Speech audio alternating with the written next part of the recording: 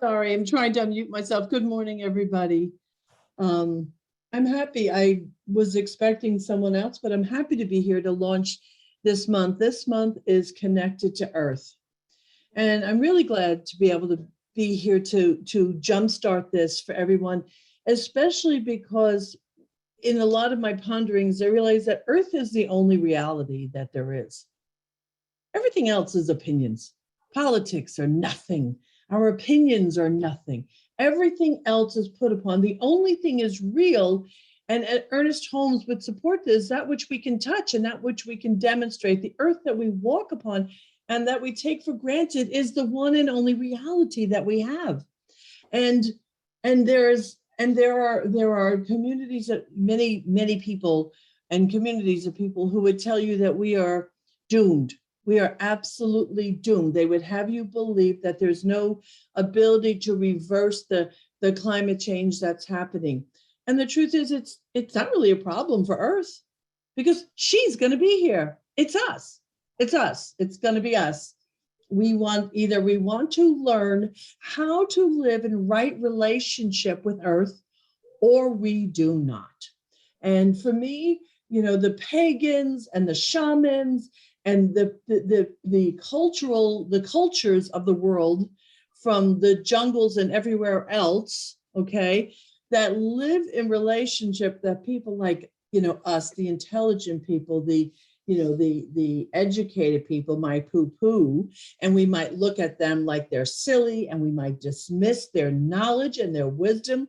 Well, shame on us, because they are living in right relationship with Earth. And so, because I can get a little dorky about these things, and I wanted to make sure that I did some research. So from the moment I knew I was going to do this, well, over the past few days, I watched 3 different documentaries, all on Earth. And I'm going to send links to you, all of you, in the next newsletter, so you have access to these things. But the thing about it, you and I cannot afford to live a life where we believe that it is dismal and that there is no option for healing. Because as the world would teach us, the world believes that we are at the mercy of evolution. But Science of Mind teaches that evolution is the effect of consciousness. So the consciousness that you and I bring to the conversation, the consciousness that we promote and we cultivate, is that which impacts Earth. And there are people all around this planet living in right relationship with this Earth. Yes, hope is not a bad word at all. Thank you, Ty. And they are living there's conversations in many places, and I'd love for you to actually write a few of these words down that you hear from me and go do some research. But I am going to put it in an article in our newsletter, like I said. One of the things is biodiversity. Learn what that is. I mean, we think it's right to buy a piece of land, mow down the living grass and trees, and then subject it to chemicals so we can keep false grass, living in a way that does not in any way promote this biodiversity. And we think this is normal. We think it's right. And yet the truth is it's not. The movies I will be providing you, one that was fascinating is the movie, maybe some of you have seen it. It's called Fantastic Fungi. And it's available free on Netflix.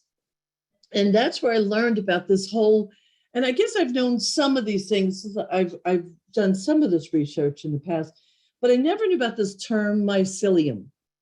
That's a term I'm going to want you to look up. Mycelium is this network, this alive, scientifically provable, scientifically measurable network of life that lives right under the surface. I see that. Yep. So people have seen the movie. Right under the surface of when you step on Earth. we could, there are some of us that are tree huggers, but when you present yourself as a tree hugger, it's easy to be dismissed. Oh, it's just that, right? But Mother Nature responds. Mother Nature, the forest, now, not the forest we've planted, the forest we planted are actually not working. You cannot plant an entire forest of the same type of tree and expect them to thrive in a way that they thrive when they're in a world of diversity. Again, diversity is required for the earth to be healthy. Get that? It's actually required. So biodiversity is a place where they mix up mindfully. I don't know enough about that part, but they combine different kind of trees and fruits and grasses and such so that they lean on and lean in each other. And if you think that I'm just making this stuff up, there's this beautiful movie, I think it's called Intelligent Trees. Oh, it's a beautiful 45-minute documentary. And it talks about how trees communicate with other trees and how trees communicate with the seedlings and what they do to protect each other.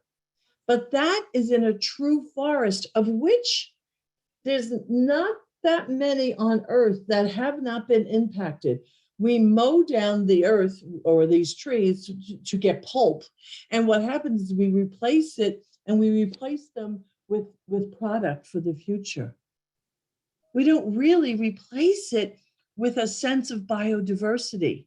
But there are communities, and New Zealand, in the movies, I'll send you the links. New Zealand is alive with dedication to reviving Earth. Now, because I want you to leave here with hope. So there's the few points I want to make. One, nothing happens without love. Fall in love with Earth. Fall in love with your outside. Become so in love with it that you want to know about it. Take a little bit of time to become educated. So love Mother Earth and become a little educated about it. Number three, when the next time you step outside, find a place where you can take off your shoes and touch the ground. Number one, that is where the mycelium is alive, and that is where you will get grounded. Scientifically measured that you will get grounded. Mother Earth wants nothing more to give of itself. Yes, beehives. I mean, and they're doing a lot. The biodiversity supports the survival of our bees. But go out and touch Earth with your feet. Please, dear God, get your hands in Earth. Put your hands in Earth. Even if you don't, if we were in person right now, I'd have a pot of soil sitting in front of you, and soil is not dirt.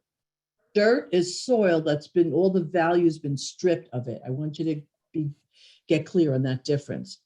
If you live in an apartment, you don't have any soil, you don't have access. And I'm going to challenge those of you who think you don't have a green thumb. Go out and buy a plant and keep it alive. I'm going to show you. This is a snake plant. You cannot kill a snake plant. You can't kill it. You can, they are so forgiving. You could let this be unwatered for months and it's still going to live. I don't know why that is. I don't know why it's so forgiving, but it is. Buy a plant and grow it in your house. Get your hands in soil. Get your feet on the ground. Maybe you'll just watch the movies I've watched, which I'll be happy with that. Become educated, but mostly fall in love with Mother Earth. And when you do, it'll move you toward living in right relationship with her. I love you all. Talk to you soon. Bye. All right, I'll go next. Thank you for that. That was great. And I would just add one thing onto it. There's an Instagram and TikTok account by a guy named Sam Bentley, Bentley. And if you go on there, he talks about all the things that major media doesn't talk about climate change. including all of the thousands of people that are doing great things, the ways that people around the world are really helping the earth and trying to find solutions to things. And every time I watch him, I just get so inspired and feel so great. And it's great it's important to watch the news and to become educated about all of the major things that are negative and disastrous happening. But it's equally important to watch things that inspire us and motivate us to see that people are making changes, and companies, corporations, countries, and individual people are making changes. So he's a great one. Reverend Joel? Yeah. What was his name again? I'm just going to put in the chat for everybody. Sam Bentley. Sam Bentley. Got it. Yeah. Okay. I'll leave you And alone. he's just one of many. I just stumbled upon him, and every time I watch it, I just think, oh my gosh, I can make a change. Look, I can make a change too. Anyway, I originally was going to talk about climate change and the earth literally, and it somehow didn't feel right. I didn't feel like that's what Spirit wanted me to talk about. So I went within, and so today my talk isn't going to be about the earth per se. You're going to get more of that over the next few weeks in this month, since our theme of the month is connecting to earth. But today I'm going to talk a few minutes about the step before we discuss the earth. And it's, for me and for some of us, maybe it's one of the hardest steps that we take. It's really where discussing the earth and our philosophy meet. And that is, it's the act of grounding ourselves right here in this earth, grounding ourselves. If we walk through this world without grounding, we become like, a leaf in the wind, where we're swept high and low and swept here and there without any purpose. It becomes so random. But when we ground ourselves, we connect to that greater power, so that when we do hear the news on TV or in the media, we aren't that leaf that just goes into despair and fear. We're grounded so that we can become powerful points of light. We get to be the change, as we like to say, that we wish to see. So I'm going to talk a little bit about how I discovered connecting to the earth in a grounding way, and a couple of stories about how it helped me. I first, at least consciously, remember learning about grounding many years ago in the 1980s from a little paperback book that had an unusual cover on it, with a strange title, or at least it was strange to me at that time, and it had an author with a very unusual name. And that book was called Creative Visualization, and the author was Shakti Gawain. I'm sure many of you have read that book or have it on your shelf right now. I saw a copy of the book in the bookstore. I was intrigued. I bought it. I started reading it, and I started learning how important grounding is. As the saying goes, the deeper the roots, the taller the tree. By deepening ourselves, grounding, we actually create the ability to grow larger than we ever thought we could. And reading through it, it was so simple. In a nutshell, and this is just one of the things in the book, in a nutshell, she said to just sit in a chair or cross-legged on the floor, get relaxed, close your eyes, count backwards from 10 to 1 while breathing deeply. Then you picture a cord in your spine running down into the earth. And then you imagine that the earth's energy is running up through your feet, through your entire body, up your spine until it flows out of your head. And she said that once you have that energy flowing from the earth, imagine that the energy of the entire universe is flowing from the top of your head down through that same cord in your spine and back into the earth. She said, feel both of those energy flows up and down, mixing and flowing simultaneously. That's a simple way of grounding, connecting to the power of the earth. And grounding deepens us, but it also does something else that's very important. It puts us in the present moment, right where you are. Now, I've told this following story many times, and it illustrates this point. I've told it many times because it has taught me for years, and it continues to teach me so much. And it's a story that took place in the late 1990s when I was living in New York City. I was frazzled, I was busy, I was overworked, I was overstressed, had so much going on at work. I was feeling a little over my head, and there were family things. There was just so much happening. I was stressed. And at the same time, I was also taking classes at an Ernest Holmes campus toward becoming a minister. Now, at that time, we could do a little bit of long distance learning. We would get video cassettes in the mail, if you remember those. But we would also have to travel to the nearest Ernest Holmes campus to do in-person weekends and events, a lot of them. And my campus was St. Louis. And I flew there, gosh, I don't know, many times to do the in-person experiences. It was a lot. And on one of those trips, I was in that state of just total exhaustion and stress. And I did not want to go. I really did not want to go because I just felt like this was the opposite of what I needed to do.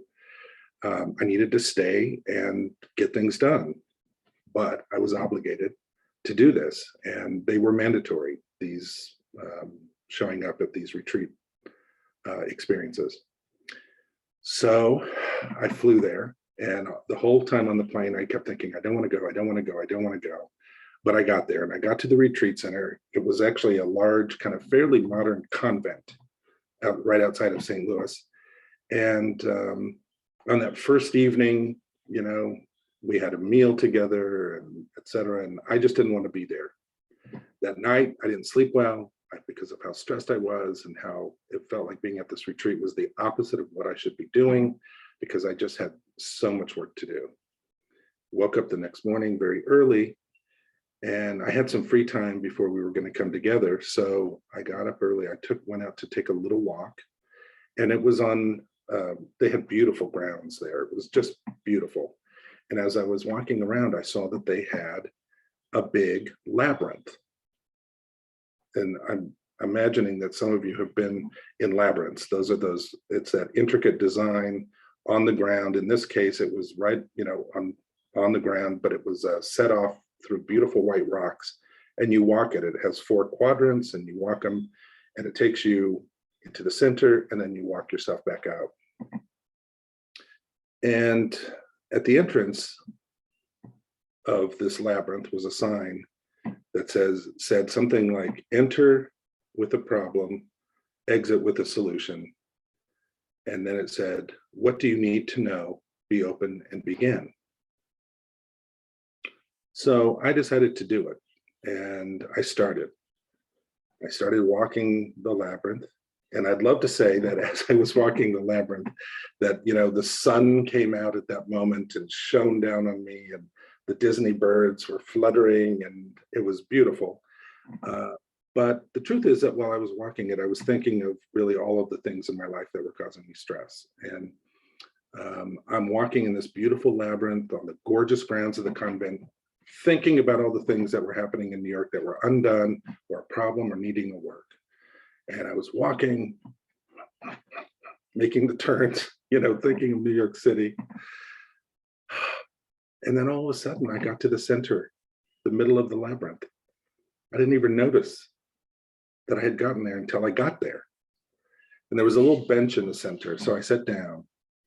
And while I was sitting there, I remembered the sign at the front, at the start of it. What do you need to know? So I asked that question. I said, what do I need to know? And immediately the words came to my mind, be here now. And I was like, duh, I am here. But what do I need to know? And then those words flashed again. And I thought, no, that's not what I need to know. Come on. I tried to breathe deeper, waiting for that deeper wisdom. What do I need to know? And it just kept coming back, be here now. And then it hit me. Oh, be. Feel that aliveness. Be awake, be aware, be alive. Here. Oh, right. I'm not in New York. Oh, the plane had landed in St. Louis, but my mind had still been back there. Be here, right here. Now. Oh, okay. Now. Be in the present moment. Not what had happened, not what needs to happen, but where I am right now. And I transformed. I entered, as the sign said, I entered with a problem, but I was exiting different than when I began, right there on that ground. And I had an amazing weekend retreat. I flew back renewed, refreshed, centered, grounded. It was amazing. When we ground ourselves, we put ourselves in the one place that all spiritual teachers try to tell us to be, in the present moment, right where you are, right where I am. Connecting to the earth means being grounded and centered. And it's a lesson that we can learn over and over and over again. One simple way to get connected and grounded, which involve the earth, is a very, very simple practice called walking. The great Buddhist teacher Thich Nhat Hanh often taught walking meditations. In fact, one of his books has a great title. It's called Peace is Every Step. I saw him back in 1993, I think it was, in Chicago at the World Parliament of Religions. And he gave a talk, and someone asked him, how can I center? When all this stuff is happening in the world, how can I center? And he said to use everything we do all day as a practice to center and to be awake. When we drink, we drink. When we brush our teeth, we brush our teeth. And he said, when we walk with attention. And I remember him saying, with one step, you can say to yourself, I am here. And the next step, you can say to yourself, I am enough. I am here. I am enough. Just walking on this earth grounds us. Walking is a practice, that is, specific walking. Julia Cameron, the author of The Artist's Way, has 3 basic tools for living a creative life. She has morning pages, she has the artist state, and she has a tool that's called walking. And her instructions are so simple. She says, go on a 20-minute or so walk alone at least twice a week. No music, no phone, no dogs, no friends. Now, I've been with her in many of her appearances in which she talks about walking. She'll say those instructions, and then people immediately try to, find the loophole in this. And they'll say, can't I just listen to beautiful, relaxing, inspirational music? And she'll say, no, not on this walk. You can on other walks, but not this one. And they'll say, well, what if a friend of mine wants to walk with me and we'll just silent? We won't even talk to each other. We'll just be silent. Can't I do that? And she'll say, no, not on this walk. You can in other walks, but not this one.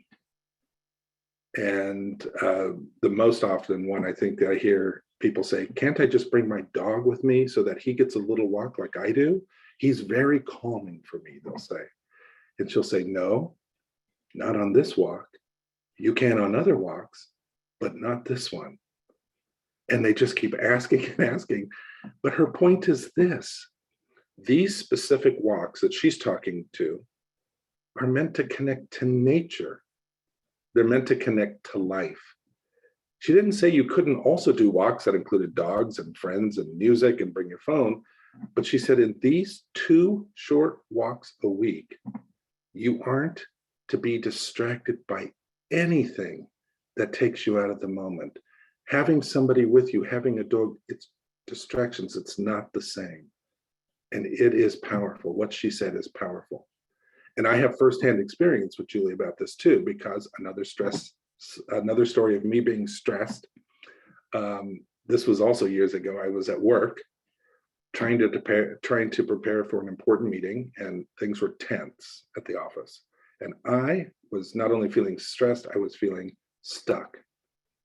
And in the middle of all of this, Julia Cameron called me. And I said, Julia, now is not a good time. I'm really busy. I'm really stressed. I have so much to do. And she just very calmly said, okay, go take a walk around the block and call me back. I said, Julia, I don't think you understand me. I can't go for a walk. I'm busy. I'm stressed. There was a long pause, and she said, okay, go take a walk around the block and then call me back, and hung up. So I was like, what? I mean, I felt angry. I felt unheard. But I mean, it is Julia Cameron telling me to do this. And she was waiting for me to call her back. So I was like, all right. So reluctantly, I got up and I went outside and began walking around the block. Now, this is one of those gigantic blocks in New York City. So it's not just like a little block. This was a huge block. So it took me some time. And when I started the walk, I was walking like, choppy, fast. But really within a minute or two, I started to slow down. And that's when I began to notice that the sun was out and it was really gorgeous that day. And then I discovered that there was like this breeze. Oh, it felt so good. And then I noticed when I got around to the other side of the block, the side that opposite of where the entrance to my office building was, I saw that there was a little store that had just opened up, a cool little store that would be kind of cool to go visit sometime. And then I kept walking and I passed people and we smiled at each other. And then some ideas popped in my head during the walk about the things that I was working on and some creative solutions that I hadn't thought of yet before. And suddenly I didn't feel so stuck. I felt kind of centered and grounded. And I noticed that when I was about to turn that final corner that would take me right back to the entrance of the office, I found myself slowing way down. I was dawdling. And I'm not a dawdler, okay? I am definitely not a dawdler, but I was dawdling and I was breathing. And then I got back to my desk and I called Julie and I said, how did you know? And she just laughed. She just laughed. But she knew that it's the power of walking in this world, connecting to our surroundings, being present and being grounded. And you know what's so amazing? That being grounded and connecting to this earth is just so simple. And it's so important. Imagine doing that every day. What would change in your life if you took those few moments to just get grounded with earth energy and connect and become fully present and be, as Thich Nhat Hanh said, be peace in every step. So I'm going to close by doing a quick version of that Shakti Gawain grounding exercise, and then I'll bring in the treatment and close from there. And this way we can all experience that great grounding that we can do anytime, anywhere. So if you can, take a deep breath and close your eyes. And I'll count us down as Shakti instructs from 10 to 1 while you continue to breathe deeply. 10, 9, 8, 7, 6, 5, 4, 3, 2, 1. Take a breath. Now picture a cord in your spine running down into the earth. Let it go deep down into the earth. And imagine that the earth's energy is running up through that cord into your feet, through your entire body, up your spine, until it flows out of your head. Once you have that energy while you're breathing, flowing from the earth, imagine that the energy of the universe is flowing from the top of your head back down through the same cord in your spine and back into the earth.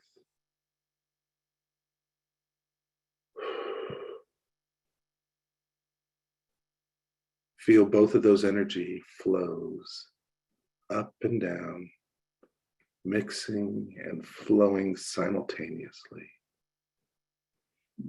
Take a breath. We are each now in rhythm with the rhythm of the earth.